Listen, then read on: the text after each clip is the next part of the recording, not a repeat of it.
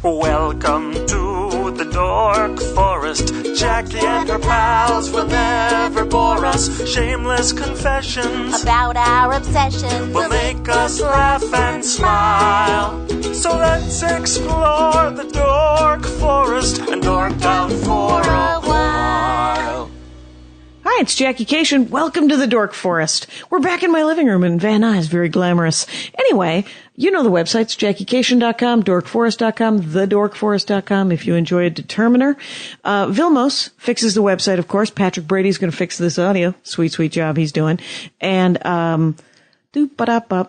Mike Rickberg just sang the song you heard with his girlfriend Sarah, and Michael sing again at the end. So those are the credits. Very exciting. Vilmos just updated JackieKashian.com. My schedule, totally there for stand-up comedy, of course. The store page now, everything's $5 more because postage was kicking my ass. So feel free, if you would like a t-shirt or a CD, a Dork Forest t-shirt or a Ranger of the Dork Forest t-shirt, to order at JackieKashian.com. And there's international prices now too. And so that's about it. You can also order a sweet, sweet hooded sweatshirt if you enjoy a zip hoodie. That'll take probably 4 or 6 weeks, though I'm going to order soon. So if you want one, do it now. And then there's a donation button both on dorkforest.com and JackieKashian.com. Knock yourselves out, folks. If you have $100, give it to me. If you don't have $100, just listen, and then we'll still be friends. It'll all work out. Come out to the show. So I hope you're enjoying the podcast. It's the Dork Forest, the safest space in Podcastville. Also available on allthingscomedy.com, which doesn't have any of the notes because SoundCloud imports it weird. But dorkforest.com has all the notes and links and all that kind of stuff. So 1,000 minutes later, let's introduce my guest for today. Hello and welcome to the program, Felicia Michaels. Well, thank you, Jackie Kashian. I really like your podcast voice. You're like, where's my house? Anyway, here on the Dork Forest podcast. Oh yeah. I'll bring it up a notch. This is my performance voice. Hello and welcome. That's awesome. I just did a show called Erotic Fan Fiction. Mm-hmm. And it's absurd. You should definitely do it because Felicia Michaels, you're known for a dirty joke. You'll do a dirty joke. I'll do a dirty joke. You'll talk about it. Yes, I will. There are bendy people in some of your humor. There are. Yes. Felicia Michaels, by the way, stand-up comic. We met back in the 90s, in the 20th century. I know, in North Dakota, right? Grand Forks. And you said to me, at the Westward Ho. At the Westward Ho, where the pool was shaped like a boot. Yes. That was the best thing about that damn place. Yeah. And then it washed away in one of the every single year floods that they have. But remember that? You went to the Air Force Base because all the guys came out and they were like, come on, we'll show you the Air Force Base. Yeah, you went with me, right? Yeah, you said, you're coming with me. Because I will not be alone with the crazy Air Force guys. And I was like, I get to go to the Air Force Base. That's pretty cool, though, right? It was very, very. We got to sit in the stealth bomber. Remember that? In the simulator, and we got to fly it. Right, we got to crash it. Yes, which is you crashed it. I think I kind of landed, but not on the runway. If I remember, very nice. Because it was one of my most prideful moments. I crashed it. One of my the thing I most remember about it was that I had my foot up on the dashboard and I was pulling on the joystick, and I said that to the Air Force guy, and he goes, not a joystick, not a dashboard. Which made me laugh. Because it was pretty intense. I mean, that thing must have cost $15 million, that flight simulator. It was 94. Yeah, it was way before there was an actual, you could just go in 2004 and play that game in a arcade. Yeah. And now, yeah. Mm-hmm. Thank you, U.S. military, for our video games. For entertaining us. Yes. And so, I have this to say. So in 94 or 95 or whenever it was that we met, you told me at that time that you, collected lunchboxes. Little did we know that almost 20 years later that you would still be collecting lunchboxes. I still collect them, but it gets to the point, like you live in a perfectly sized house, which is probably pretty green because there's only 5. How many square feet are here? Like 1,000? Just shy of 1,000. That's perfectly green for 2 people. And so when you have a lunchbox collection, it takes up so much space. Even if you're packing 3/4 of it away, it still takes up a tremendous amount of space. Right, because lunchboxes aren't small. They're especially not small. The older ones. Especially when you start getting a little serious about it, like, Now, I love lunchboxes. I think we would all like to collect lunchboxes, quite honestly. Who wouldn't, Jackie? Who wouldn't? Right. I mean, that's the thing about the Dork Force. People are like, that's not a dorkdom. Everyone wants to do that. Everybody wants a lunchbox. I know it. And did you have a lunchbox when you were a kid? I had a lunchbox when I was a kid. I had a Dr. Seuss. Oh, here I had 2 of them that I don't have in my collection now, and it burns my ass. It really does. I had a Dr. Seuss lunchbox, and my mother had it forever under the kitchen sink, and eventually got all rusted out. I still remember it sitting under the kitchen sink and opening up the doors and being all like, wow, it's fucked up. You know what I mean? Like, damn, you know? Why is it never moved? Why did it get moved to the linen closet? I know. Which doesn't have any water involved. I know. Dr. Seuss, was it a square one or was it a square roundy one? And it was like a turquoise back and it had a white trim and I think Cat in a Hat was on it, kicking back. You know how Cat in a Hat does? I do. It's Cat in a Hat style. So I had that one. And then when I was super little, and I know you're going to cream your pants over this. Oh, yeah. I had a Banana Splits vinyl lunchbox. Do you fucking understand how rare that is? Really? Why the Banana vinyl? Splits. Do you know the Banana Splits? A band for children. It was kind of like this goofy, like Muppet band for children. Okay. Yeah, and I never did watch it, but I hear that it's amazing. Was it great? Yeah, when it was like little? in the late 60s. Okay, so it was like it was like the Teletubbies of today for little kids. It kind of was, but if you were on acid. Okay, because it was super trippy. Because it was super trippy. And like the Electric Company a little bit. Yeah, and a little bit like the Monkees. It was like the Monkees too. Like it was that kind of funky thing. And so I had a vinyl one, which was super rare because you hardly ever find vinyl lunchboxes. They're mostly just aluminum or steel or something, right? The vinyl lunchboxes were actually just cardboard, literally like wrapped around with you know, the drawings or logos or whatever. It was like shower curtain material. And so if you left a half of a peanut butter sandwich in over a 3-day weekend, like Labor Day or something, it would totally like mold out and fuzz out the inside of your lunchbox. Okay. Yeah. And they were mostly for girls because the thing about lunchboxes is like people don't realize now is that oh my God, I am. Let's do this. Let's go there. Let's make it happen. Well, is that they used to use great Dork Forest look on your face. We're like, a lot of people don't realize this. Go.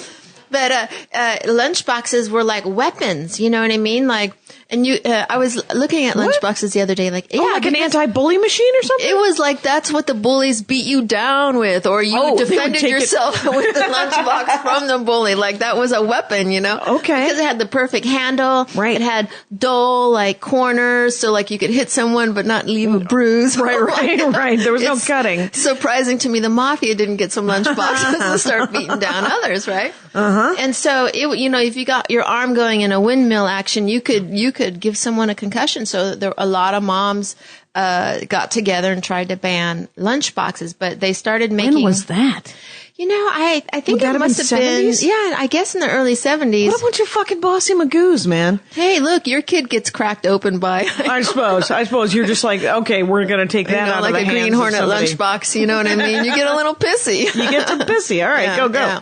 So, but it is interesting when you look on eBay at a bunch of lunchboxes, you start noticing, certain trends like, I always thought like a trigger lunchbox, you know, with the horse trigger on it. Okay. Always looks like shit. Because the kids that would gravitate toward a trigger lunchbox, they were out like in the backyard or out in some kind of lot all the time, carrying a little bit of kerosene and matches in it. You know, they're about to go. It was about to happen. You know, and the other great thing I love about lunchboxes, is it's such a reflection of what was geared towards children of that time and what was happening with society at that time.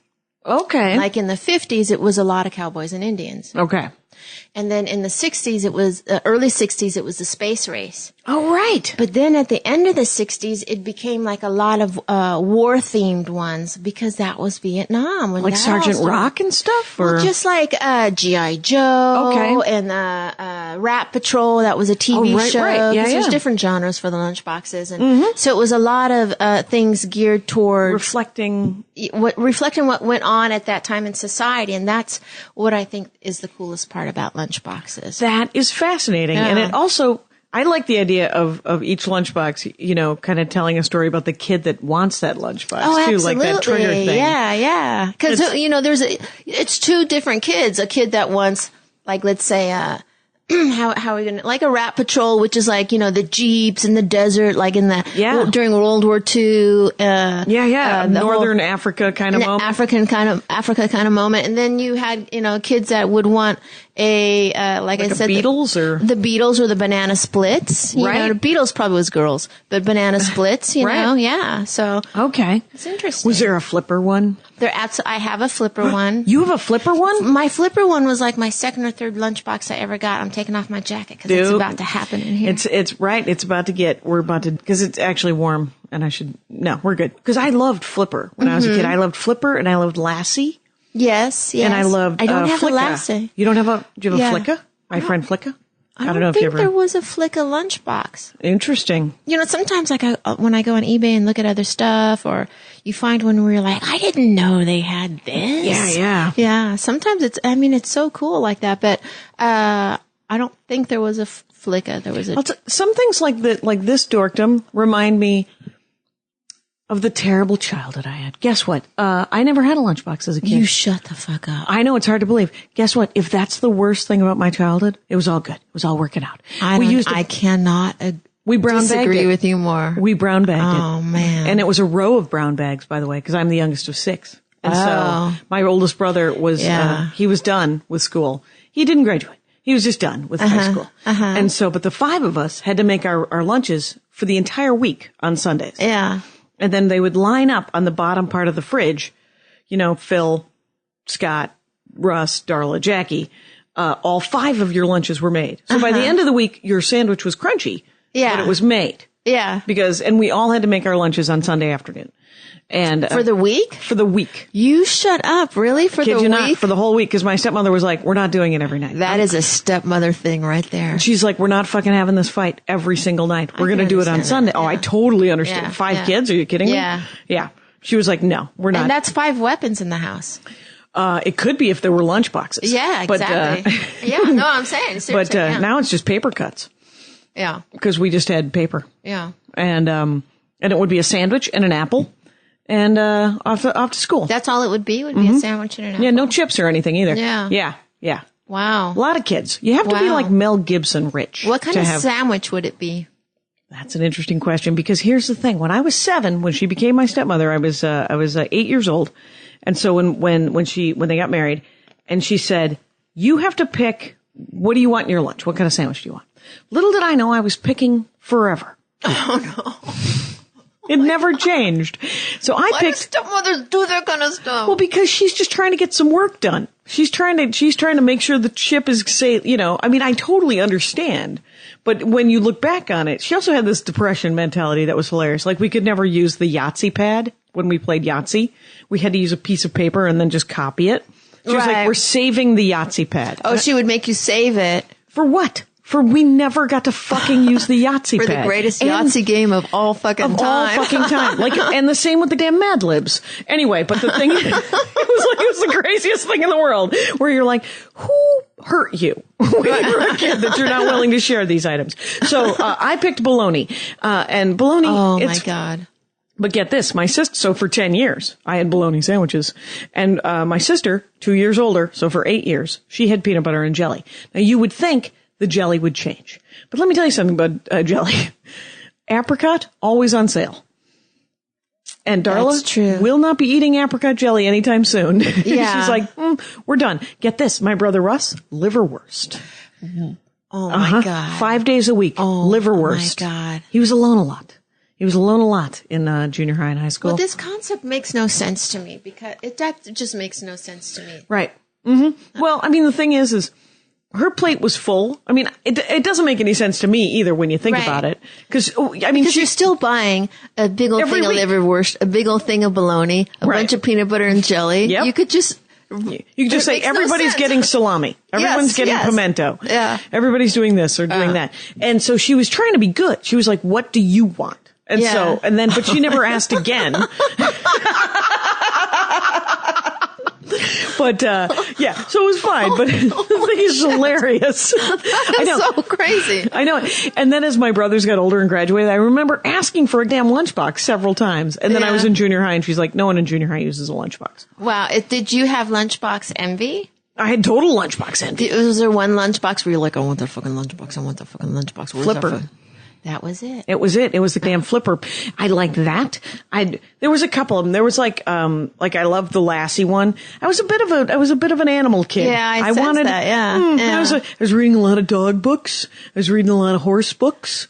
I was alone a lot. I was doing laps around my tiny town, the tiny factory town outside of Milwaukee. Wow. So which ones did you have when you were a kid? No, I told you I had the Dr. Seuss and the Banana Splits, and that's the only one. Those were the two ones? That was it. And that made it through 6th grade? No, I mean, you had it for like just a year or two, so, and then by 6th grade, you're done with the lunchbox. Are you? I think so. I was willing to do it. I was willing to go, Really? but I like the fact that there was definitely a time when you're, I'm a big kid now. I don't need a lunchbox. Do you have one in your house? I do not. I should have brought you one. Well, there'll be a day. Yeah. There'll be a day I'm going to get a damn lunchbox. But the thing is I do remember kids who had lunchboxes and there was constantly the worry that you were going to break the thermos, the glass in the thermos. I remember that. Yeah. You would be so, that's the thing is, why when you get lunchboxes, it's worth more when you have the thermos, Right. And it would shake because kids would be like, uh-oh. And then they get this look in their face like, someone's going to hit me in my house later today. Yeah. It's the 70s, of course. And it would never make sense because you would throw your lunchbox around, thermos would never break. And then you would just set the lunchbox gently down on your desk and then at lunch, you could hear it. Yeah. Like, how is that happening? Yeah. It's like there's a tipping point where you're like, because I do remember that because kids would screw around with their lunchboxes forever and then it would be the last straw. And they're like, I swear I didn't do anything. Yeah. Well, I have to say that when I first started collecting lunchbox, my first one that I collected was a Charlie's Angel one. Oh, that's a good one. I had that and when did you start collecting? I started collecting in my early, I want to say mid-20s. A little bit of disposable income? You were like, I'm going to do this. You know what it was is because I was starting to work on the road a lot. I'm a stand-up comedian. Yes, you are. FeliciaMichaels.net. Yes. And I would, you have so much downtime. Yes. And so I would go to garage sales or flea markets and thrift stores and all that kind of stuff. Because I used to buy my clothes in thrift stores because I couldn't afford nice clothes. Right. And then that's how it started is because I would always buy my clothes in a thrift store and I saw a Charlie's Angel one. And do you still have that one? I still have that one. And I carried it around as a purse. And I had found like some plastic like purse strap, like see-through that had two clippies, like silver little clips on it. Yeah. And I just put that on my lunchbox and I carried that around. Do you like a handbag? Do you like a shoulder bag or do you like a clutch? I like versatility. Like I have my purse there and it's kind of a handbag, but it has a strap because sometimes you just need to strap that shit on and go do your thing. Right. Because you got to be hands free. Yeah. You got to be able to do a sort of a shoulder bag situation. Yes, exactly. Fair enough. So that's why I did that with that lunchbox. And then I was in Sacramento. It's pathetic that I remember where I get some of the lunchboxes. No, that's great. I was working the club in Sacramento and I got a flipper lunchbox for $40. And I just thought, even back then, like, it's a steal. It probably wasn't, but worth it, Yeah, totally worth it. Cause do they average around 40 or $50? No, they're all different and it all changes with what's going on. Like, I remember when I first started collecting, there was all sorts of Star Wars lunchboxes. Oh, right.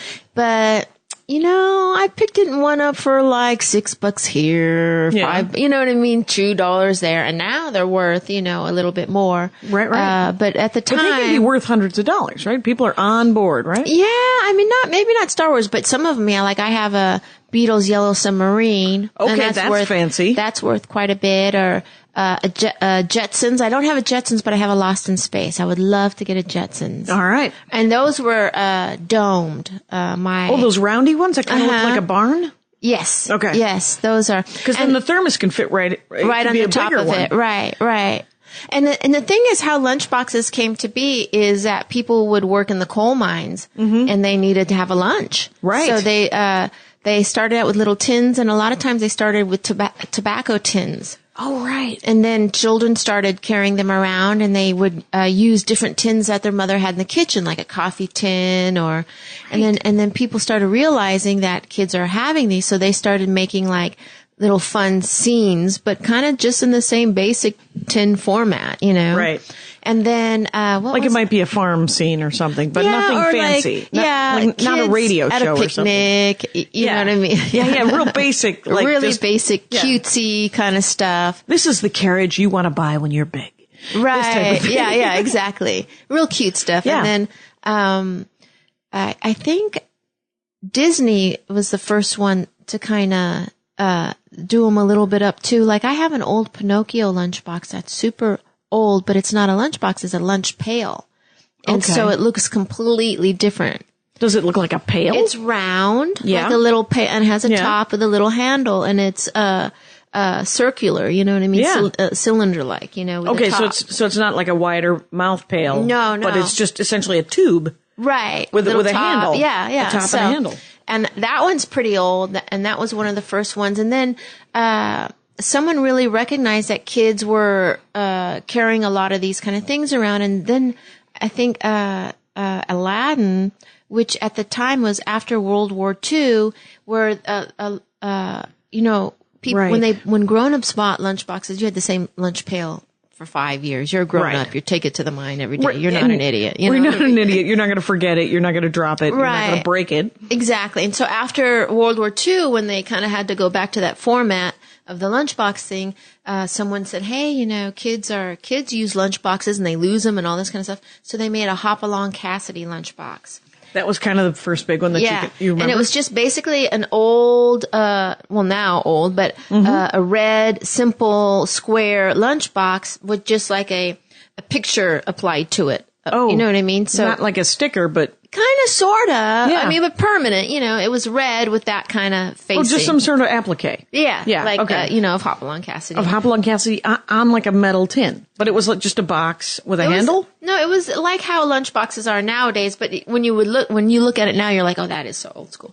You know? Right. Yeah. Okay. And so that sold like hotcakes. And they were like, holy shit. You know? Right. There is a market for this. There is a total market for that. And then a couple of other companies came along and they did their stuff, and that's how it came to be. And they would try to do like TV shows and get licensing, but then it got kind of really expensive, you know, because the heyday was like the late 50s, mid to late 50s, early 60s. That was the big time? That was pretty much the big time to the kind of sort of the late 60s. But then what happened is, because they had to get stars' permissions because they were doing TV shows. Like Magnum P.I. I remember there was a Magnum P.I. lunchbox.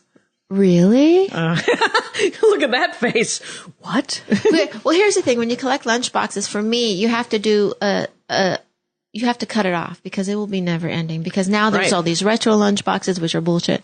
And all this kind of stuff. Right, they're reproductions, right? Although I did see a Conan O'Brien lunchbox that was goddamn beautiful. Really? Yeah, it was like some kind of swag thing, and I'm sure they gave to people. And I was all... You know, I didn't get any swag for doing Conan. You didn't? But you know what I got? A check, and I got to be on Conan. So I'm going to go with it. I'm going to say thank you. All right, we're going to let that go because you obviously do not understand the power of the lunchbox. Right, because that would have been awesome to get a Conan O'Brien lunchbox. It would have been pretty awesome. Because was it just a squarey one, It was a squarey one. And it was, you know, that old 60s like cutesy artwork with the big eyes, they did the Beatles one that had, and they all have like big eyes. They have the clowns and little kids usually. I feel like they're pressed in too, like they're like embossed somehow or raised. Yeah. Yeah, you know, people collect those, that kind of artwork. I don't know what it's called, but it was done in that style. So Conan had really droopy, like big, like what is that on Shrek? When the cat does the "I'm sorry" and his eyes get really big, giant. It's yeah, like very that, manga. Yeah. What? So did you have to cut yourself off at some point? Or? You do. So my thing is, to me, the end of the lunchbox era, the last lunchbox they consider in that era is a Rambo lunchbox. That was the cutoff to me. Is it First Blood or is it Rambo? No, it's Rambo. Okay, so it's the sequel to First Blood, Rambo. Rambo. It's a Rambo lunchbox. It's a Rambo lunchbox. And everyone considers that, who's into lunchboxes, that end of that lunchbox era. And I think it was 1984. I could be wrong. Right. But that's close to what's right. And then I remember they went plastic at some point too. No, they did go plastic because like I was starting to say, in the 60s when they started getting a lot of TV shows going on, that stars had the right of refusal. So they would have to go back and forth with the artwork, and it's pretty dang expensive. So lunchboxes, the tin lunchboxes became very pricey, and they also became embossed. So, you know what I mean? So that it added a little more dimension to the lunchbox. And then they started making, the vinyl lunchbox didn't last that long because they were shit. Like and they fell apart, right? They fell apart. They got moldy. And then they started doing the pressed plastic. But see, I am against the pressed plastic. You're pro metal. You're like a metal. It's like you have to cut it off. It's a whole different thing. Yeah. Interesting. Yeah. So, did a doorbell ring? No. No, I don't know what happened. Didn't it feel like something? It felt like something did ring. Oh, you know, it's probably his iPad. Andy's iPad is hooked up to some game that alerts him occasionally when he has to feed and breed. That's what he calls it. Some sort of. So he's playing some sort of. It's like because he's been working on Facebook games because he's a game designer, right? Oh, he is. Yeah, and so he's been working on a lot of interactive, you know, like iPhone, iPad, Android games and Facebook games, and they all have some sort of, you know, hey, don't forget to feed your dragon or hatch an egg or something. They have that in toys because I have kids, but when they were babies, they have these toys that self-activate to remind you about them. So you'll have like my son had an Elmo, and so it would be like 2:00 in the morning, you're sneaking the refrigerator to get some ice cream or whatever, and then be like, and you'd be like, what the fuck? Holy. And it would be the toy. What a needy world. It isn't, right? That's so egotistical of the toy maker, isn't it? Exactly. Oh my God. It's like, guess what? I'm going to check out this toy when I want to. Sorry, I'm choking. You know what I'm going to do? I'm going to have a chocolate. You're having the cashews. That's good. Diva Zappa, allergic to nuts. Oh, really? Yeah, she was like, you have to get those nuts off there. And I was like, you got it. Because I usually tell people that these nuts were produced in a factory where nuts are produced. So if you're allergic to nuts. I'm glad you cleared that up for me. Right, at minute 26. Good for me. I put nuts in my kids' lunches. Oh, do you? Yeah. What did you, I mean, because I think, I don't know, for a kid, a perfect lunch. Remember people used to make soup? And put it in the thermos, a soup? Oh, yeah. Or some moms put pasta and stuff in their kids' lunches. Dazzle your sense of flavor. That's a dark promise. That's a dark promise. And, but yeah, remember in Breakfast Club when she had sushi in her lunch? Yeah. That didn't make any sense to me. I put sometimes sushi in the lunch. But just rolls, right? Like not fish. Oh, yeah. No, sometimes, yeah. Raw fish that's going to sit in there. Hey, let's thin the herd. Build an immune system. Chop. How many kids do you have? I have 2 boys. Oh, brothers. Yeah. And they had some cool lunch boxes. You know, what irritated me and I thought was just blasphemous is when they were in preschool. You know, we live here in LA, and they were in some preschool where a lot of actors and fancy people would send their kids to their preschool. Sure. And someone had one of the little kids had an original Bee Gees lunchbox, and I just thought, what the fuck is wrong with you that you would let your fucking preschooler bring some this 3-year-old goddamn trash piece that of work? It's a piece of art. I know. You're going to bring them like a Mona Lisa? You're just going to have them carried around with them with a... See, and you know what's funny about lunchboxes is I have a couple of Bee Gees lunchboxes. I think I have one. And, you know, graphically, like 10 years ago, if you would have looked at it, you'd be like, nah. No, that's not one of them. But then 10 years later, with how design is happening, and how you're surrounded by so many different decades of styles. When you look at it now with distance, you're like, that is a cool ass fucking lunchbox. Yeah, I don't know. Art seems to be kind of cyclical like that, where where you don't appreciate what's in front of you with the distance of it. Yeah, and literally when I bought that Bee Gees lunchbox, I was buying because sometimes I would buy if you go to a flea market in the middle of fucking Texas, you never know when you're going to see it again. You're going to run across. It has a big ass collection they're selling off. Like you never know. And so I was buying like 6 or 7 lunch boxes at one time. Would you have to ship them home? You know what? I would. It makes me laugh to think about it because that time I lived in New York City with my husband, and I would literally have to call him to prep him. Like incoming. Yeah, because he hated them, you know. I'd be like, this lunchbox is worth $150. He's like, well, goddamn, sell them. Sell that fucking lunchbox. Sell. But I used to have bags and bags of lunch boxes that I would check on the plane and carry in. And I remember the BG lunchbox. I literally was like, all right, throw that in and I'll buy this. It was kind of one of those things. Yep. And then yesterday I was on eBay and I saw 3 of them, and it was each of the BGs had their own lunchbox, and the 3 together, I was like, that's fucking gorgeous. That's just a good looking, that'd look really nice up on a shelf somewhere. Yeah. Do you have display shelves around the house? Well, they take up a lot of room. Right. So I have this, most of them are packed away. Okay. And I sprinkle some of them through the house. Yeah. Like, well, here, this is a perfect example of how people do not get the lunchbox thing. So I have a cleaning lady once a week, right? Sure, I don't mean to sound obnoxious, but I'm lucky that I have a cleaning lady, and she's totally cool, and she rocks, and she's like one of my closest friends. Right. And she was and helping thank me. God she comes. Thank God, right? Because you have 2 small children. I have 2 fucking pigs in my house, and then my kids. At all times. Boom. So she was helping me move my bedroom around. And I had like this teal lamp, and I'm like, I'm trying to make my bedroom more romantic. And I brought in my Beatles lunchbox, which is turquoise in nature, and I brought it in from the kitchen, and I put it, next to my nightstand, and I was like, that fucking looks hot. And she was like, oh, you said you wanted to be more sexy. And I'm like, how can a Beatles lunchbox not be sexy? Sexy, you know what I mean? Right. Some guy is fucking you, looks over, sees the Beatles lunchbox, his penis might grow an inch longer. That's it. I'm just saying. He's just saying, oh my God, she likes the Beatles. Which he may not think about the lunchbox, but he'll think about the band. Right. A lot of guys like the Beatles. A lot of guys like the Beatles. Andy pro Wings, weirdly enough. Yeah? Mm-hmm. Wow. You familiar with the band Wings? It was the one after the Beatles. Yes. Yeah. Yes. I don't know a lot about music. Yeah. So. Yes, you do. I bet you know everything about I music. don't. No. Serious? Yeah. Yesterday, Diva Zappa was talking about how she does photography for bands, and she mentioned a band. I have one album of like every kind of, not every, but many cool bands, right? And she mentioned Sigur Rós, which I have one album of, and I was like, oh, I like them. Well, that's a pretty good indication that you're pretty savvy about music, I would say. Yeah. I haven't bought a Granddaddy album since 1993. Yeah. It's a good one, though. Yes. Huh? Who doesn't love that album? It's a nice one. Yeah. Might be 2003. Who knows? Who knows? I saw a band. Have you ever heard of The Scoundrels?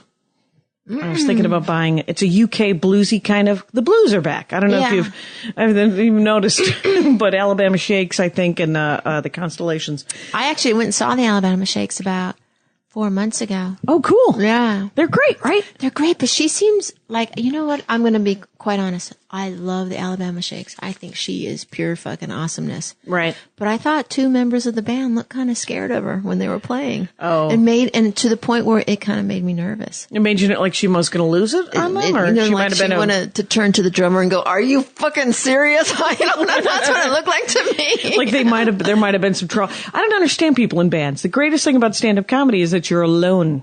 Yes. Yeah. Yes. You get your own room. Can you imagine it's if nice. we had to travel as 4 or 5 of us? It'd be stacked chaos. like fucking Corwood in a work. van. No, we would kill each other. Yeah. It was, and the riffing. Are you kidding me? Oh, yeah. Yeah. Because there's always some dirtbag who wants to make everything into a joke. Yeah. Not everything's funny. What are you reading? That's what you want to ask him. You want to say anything? You got a political point? You got what's your family like? Anything? It's true. Like how's your grandma? Just very true. No bands. So do you have them in categories at all? Do you ever think about? I don't have them in categories, but there are categories, and there I don't mean to brag. Oh, do it. Brag it up. I have Safe space. a Sid and Marty Croft. Collection of lunchboxes. Like, I'm sorry, I have to touch myself. Oh, as do I say it. And I have the whole collection. There's like 4 or 5. I have Lidsville. I have Sigmund and the Sea Monsters. Okay, I remember that. I have H&R Puffin Stuff. Right. I have there was one that was Sid and Marty Croft is like Speed Buggy. Mm-hmm. Mm-hmm. And I have Land of the Lost. And the Land of the Lost one still has its tag. And that's like is it like I mint, got it cherry? Mint. Because untouched by human hands, essentially? What happened is like when I was first doing comedy, I've been doing comedy off and on quite a while. Mm-hmm. I got a sitcom, right? A pilot, and one of the producers, like the associate producer or something, I was just chatting him up at lunch or whatever, and I was telling him about my lunchbox. I might even brought one in as a purse because that would have been right about that time. Right. And he was like, whoa, that's so cool. And I'm like, and he's like, how many do you have? And I'm like, oh, I have so many. I have H&R Puff and stuff. He's like, really? You do? And he's like, I used to work for Sid and Marty Krofft when I was 17 years old. He was like, at the time, about 45, I would say. Right. When I was 17 years old and I was a runner, I was, would Like run. a PA guy or something? Yeah. And he said they had this like warehouse just full of all those lunch boxes and swag. And I was like, are you kidding me? And he's like, yeah. And I, sometimes I would take him and I have a bunch of stuff in my attic. And then the night we shot my pilot, Right. before the show started, he came in with a gift and it was a Land of the Lost mint condition You know what, lunchbox that's the best. with a fucking tag on it. That's the best Thermos, gift. everything. I mean, if you think about how when you give a gift to somebody that you're like, this is something they're genuinely going to love. That's a beautiful story. I love that. Well, you have to, as a collector, like there are times when you're collecting a certain thing and you're around junk shops, and because I collect other stuff too, junk shops or flea markets, and you run across something that a friend of yours is going to die for. Right, when they see it. And it's a hard thing because I bought once because I dated this guy who's really into baseball cards. At one point, he had like the third largest baseball card collection in the world. I'm not kidding. He at one time he owned the Honus Wagner card. Oh wow, Yeah, it was pretty fancy. that's a big deal. I've even heard of. Yeah. He was kind of a troll though. But anyways. Fair enough. It didn't work out. It didn't work out. Let's just go there. It didn't. You can't fuck someone because they have a cool baseball card collection. No. You can try, but No. it's just not going to work out. One of the greatest lines in the world is Tina Fey said, genius is not sexually transmitted.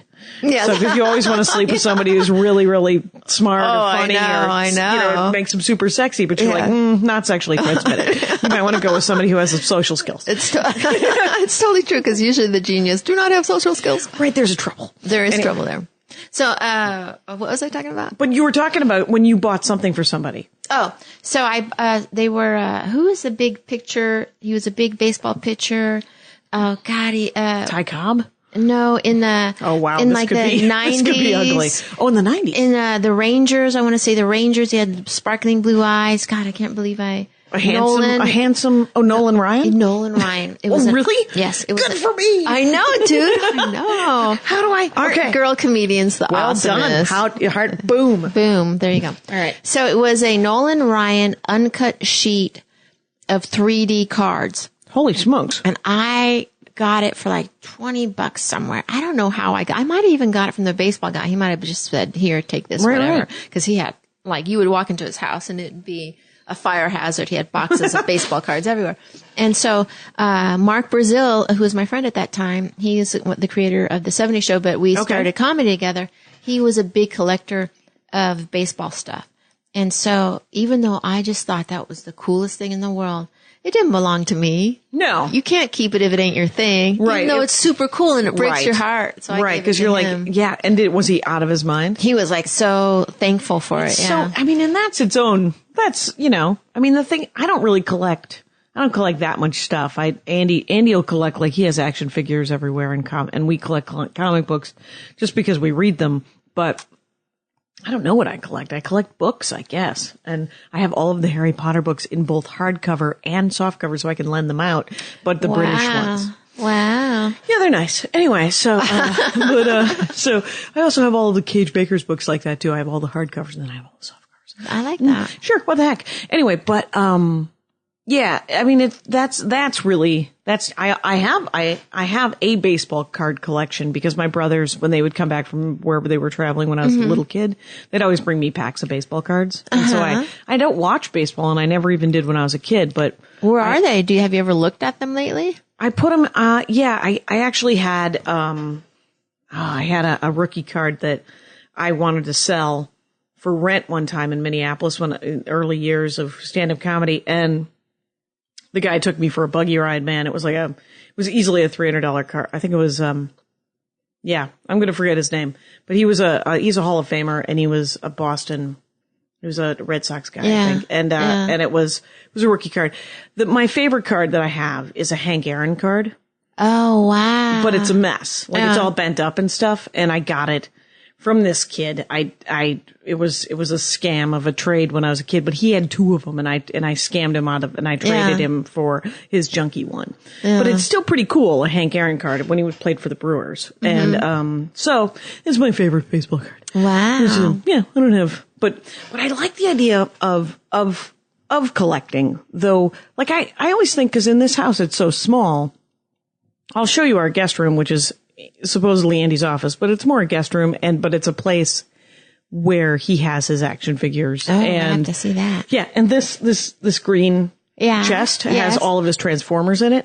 And when we moved, shut up. Yeah, he's really? got his Transformers there, and he's got his Micromen in the curio shelf, with his, he's like, when we first moved in here, which was 10 years ago now, I think, he's like, well, I swap them out, so I'll put all the Micromen in there, and then he has never swapped them out.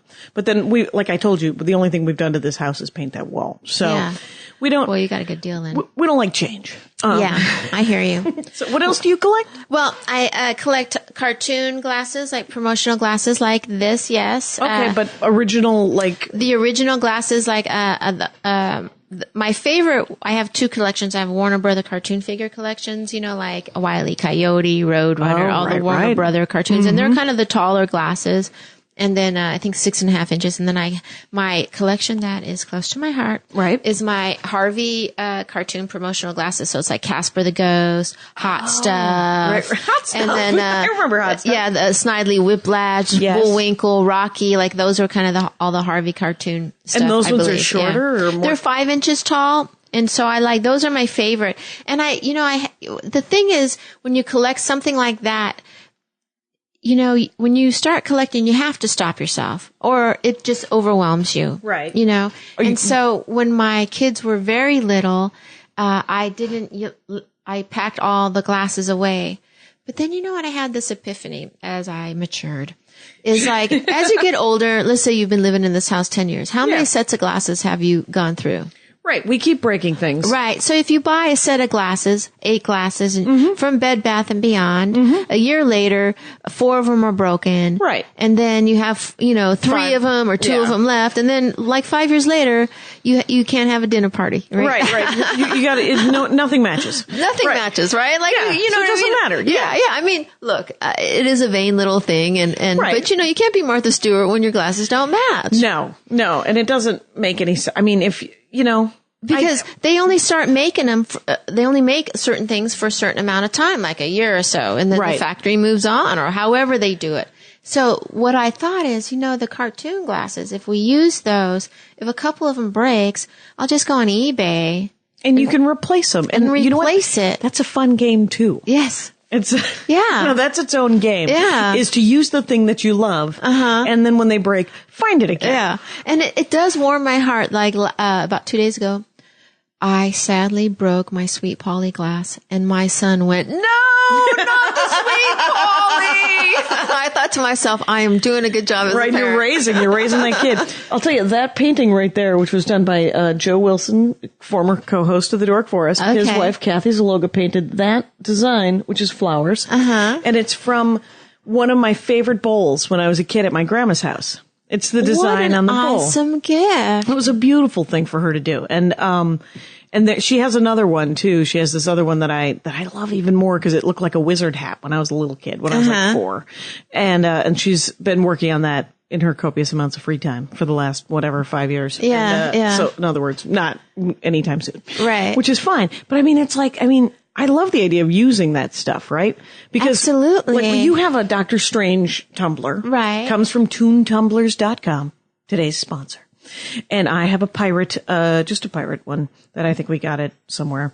And we break these things every, twice a year. Someone will drop a pint glass and who knew I was collecting pint glasses until all of a sudden I collect pint glasses. Right. Because the first one I got, I went to Comic-Con one year and I got a Captain America one. And then I went online, and those, you can't buy them in California, because they're not dishwasher safe and they might have lead paint in them or something. So they have to be but all the paint's on the outside. It's not like I'm drinking lead and I'm an adult, right? So. Right. But maybe it goes on your other dishes. So I never thought about that. Yeah. Wow, I never thought about that.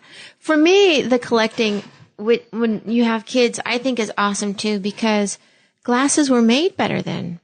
Things were made better. Like nowadays, you can drop them and it's okay. Sometimes, yeah, they're just, the feel of them are different. Like you pick up a glass nowadays and it's like, God, if I squeezed it, the whole thing would just pop. You know what I mean? Right. Like the things, what I love about, even because I'm really into like teak furniture, like from the 50s, mid-century, and walnut furniture, like stuff from the old days were just made with such more quality. I think it's because everybody only had one thing, and they're like, so we're going to make it right. Yes. And then we're going to only sell, we're just going to make it right because people only could afford one decent set of like a kitchen set. Right. And now you go to IKEA and it's $120 and you're like, well, when it falls apart, I'll buy a new one. Right. And, exactly. So I love the idea of that stuff that's made. I have a friend of mine who hired a guy to make shelves. I would love to have really cool bookshelves. Yeah. And I like those ones that move and then move back and then there's bookshelves within bookshelves. Right, so that you can but you need sort of a deeper house. You got to be able to have like a secret room worth of space. It's true. It's very true. Yeah. And 1,000 square foot house, we just going to have bookcases. Yeah. So it'll be fine. But I do think about sometimes putting like up high shelves, like just one row of shelf that went around the entire house that we could put things on. But what a dusting nightmare. Oh yeah, for sure. And I'm not tall enough or motivated enough or have a cleaning lady to force somebody stuff like to get that, up there. Even a cleaning lady, be fuck you, man. She's like, no, I'm doing everything low. I'm doing cleaning ladies do not like to dust Skeletors. Ooh, yeah. I like the idea of cutting yourself off at a certain point where you you're have like, to. yeah, you really do, because it. Like I have a friend who has a Mickey Mouse collection, and it really started off for her innocently enough. She had a couple of things, and then people, because she's a comedian, old school comedian, and over the years, people, whenever she had a party, they would bring Mickey Mouse stuff, and then it got to the point where she was a cave of Mickey Mouse. Right. And it overwhelmed her. And it like locked her up or something, you know? And it ruins the initial joy of it. It's true though. Once you tell people that you collect stuff, they constantly bring it. Like I remember for some reason my father used to collect unicorns in the 70s. You shouldn't be saying that out loud, Jackie. He's one of the gayest straight men in the world. He is hilariously, like he loves, and so people would bring him, and my favorite unicorn thing, the only unicorn thing that was left, was this thing. It was made out of crushed pecan shells, shaped, so it looked like a piece of wood that was a unicorn, but it was made out of crushed pecan shells. And my brother Phil, for some reason, it's in his garage, and I have no idea why, but it makes me laugh every time I see it, and funny. I kind of want it. Yeah. And then now, he's been collecting frogs. Wow. Yeah, he says it's because he makes some joke about, that you got to kiss a lot of frogs to get a prince or something like that. And he's like, I don't know what, he shouldn't tell me. So your father says you have to. Yeah, I don't know what, I'm uncertain what the saying is, probably because I'm blocking it, because he's telling me about his dating habits. 76 years old. I don't want to know, Dad. I hope it all works out for you. But we can't have that conversation because I'm your daughter. I know.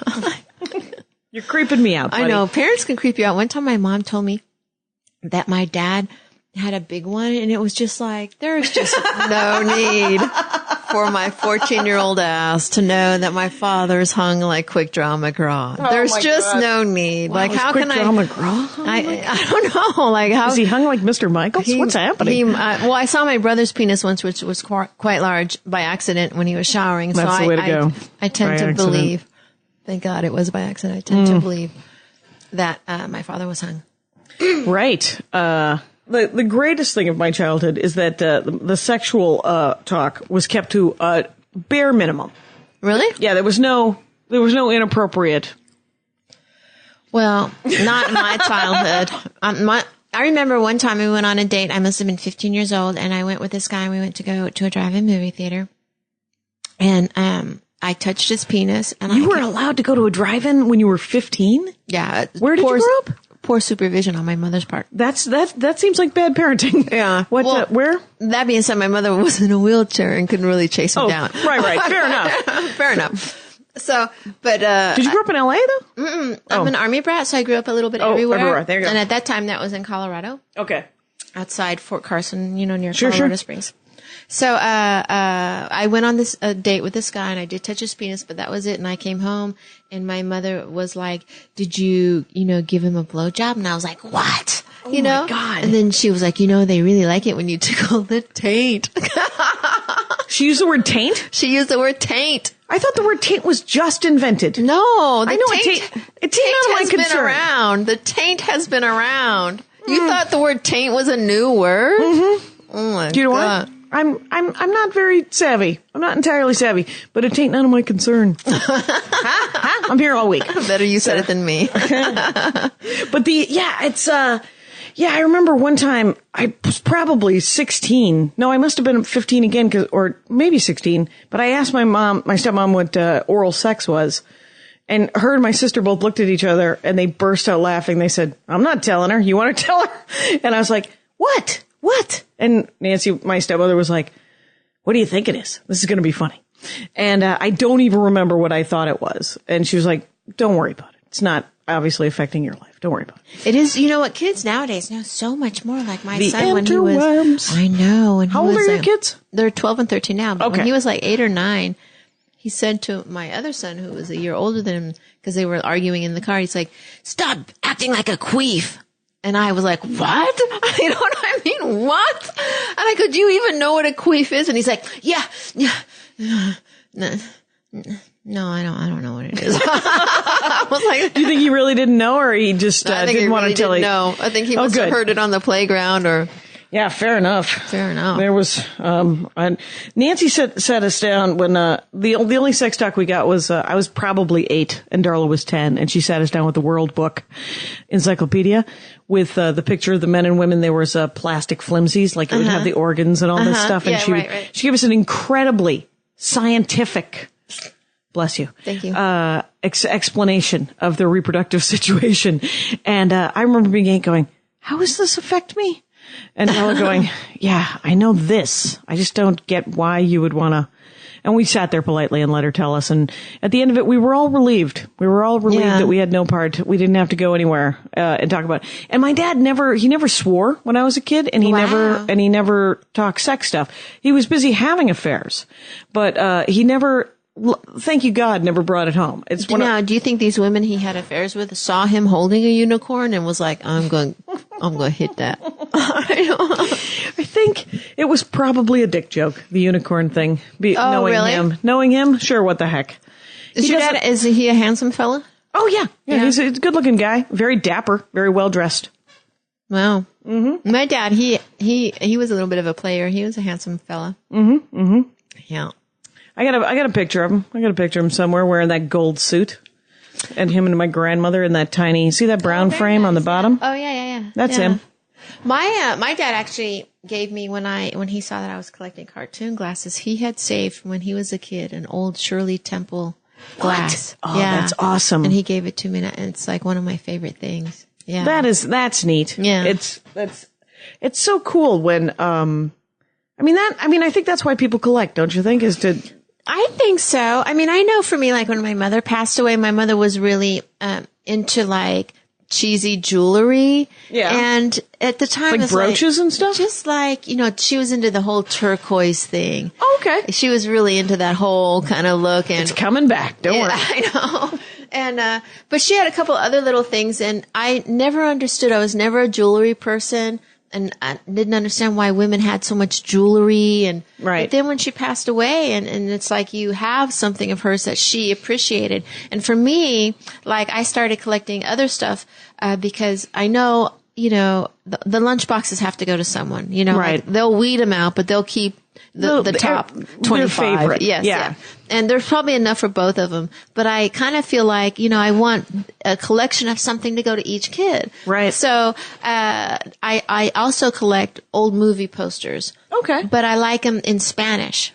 Oh, neat. Yeah, because you can get them for super cheap. Like I went on eBay, I bought a Rock Hudson Dorsey. I don't mean to brag. Which one? Pillow Talk. Yeah. For $12 2 years ago. In Spanish. And it's graphically one of the most beautiful things. And I got... Can you send me a JPEG of that? I will. And I got recently a Jerry Lewis, the Bellboy in Spanish. Might have paid $10 for it. You know? One of my favorite Rock Hudson Dorsey's is Lover Come Back, where it's the advertising one where he creates VIP, which is the 10-cent drunk that the American public has always wanted. And it's such a great, and it's so full of like Hays Code kind of like they have to get married, you know, and it's this tricking each other, and it's hilarious. And it isn't a good movie. It's a great movie. But it is not a film. Well, and the greatest thing about collecting is just when you look at something that you got in some weird, bizarre case, it totally, politely and pleasantly reminds you of it constantly. Like I have a Voyage to the Bottom of the Sea, which was one of my favorite shows when I was a kid. The poster? I have it. I don't have the lunchbox because it's a hard one to get in good condition. Okay. But when I went to Barcelona a couple of years ago with some girlfriends, and we were just farting around. I was in some junk paper shop in this shitty part of town. Right. And way in the back, and there's all these old papers and books everywhere, hung a Spanish original Voyage to the Bottom of the Sea poster.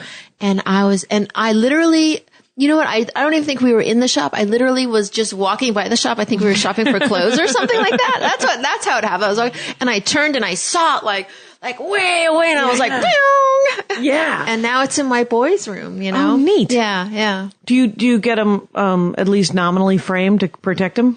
They are framed. I haven't framed, Jerry Lewis one yet, because I just got that. Oh, right. And I was in a house that was got a little damp in the house, you know? And like I have a Ocean's 11 Spanish one. Right. And then I have one that's from Mexico, and it's a science fiction one, which is Mexican posters are pretty collectible if they're, you know, like from the Mexican movie cinema. Okay, you know like I mean? their own films. Yeah, and it's a really graphically cool one because it's about these like space alien women's with the big pointy boobs and stuff like that. But the humidity in the house slightly changed the color. You know? Fair enough. That's kind of a drag. That is a drag. But what are you going to do? Nothing. You know? It lasts as long as it lasts. It lasts as long as it lasts. That is an excellent attitude about the collecting. Yeah. I like it. it. Felicia Michaels at Felicia Michaels, Twitter is your Twitter account, right? Yes, at Felicia Michaels. And FeliciaMichaels.net is your website, which has probably tour dates and information and blog or whatever. I also have another Twitter account. Because you have a podcast, right? I have a podcast. So What's I that have called? a podcast. I did 2 podcasts. I had a podcast for a couple of years, which is still up, called Beauty and the Beast with Joey Diaz, which did quite well for 2 years. And then I started a new one with the ladies, called She Said What. It's with Daniel Stewart and Nina Manny. Oh, nice. Yeah, but I did want to say I do have another Twitter account at Fraulein Tight. TIGHT? Yes, because it just makes me laugh. Because sometimes on my email, I'll get those kickback emails from Twitter like, this is what's happening today, Fraulein Tight. It makes me laugh every time. Crazy Germans. Well, Felicia Michaels, this has been a treat. Thank you for having me. Thanks for coming on and talking about all your stuff you like. I'm glad that I could illuminate to the public my love of lunchboxes. Done. My hat, my hat, my hat. They're dancing around my hat, my hat, my hat, my hat. Well, what do you think of that?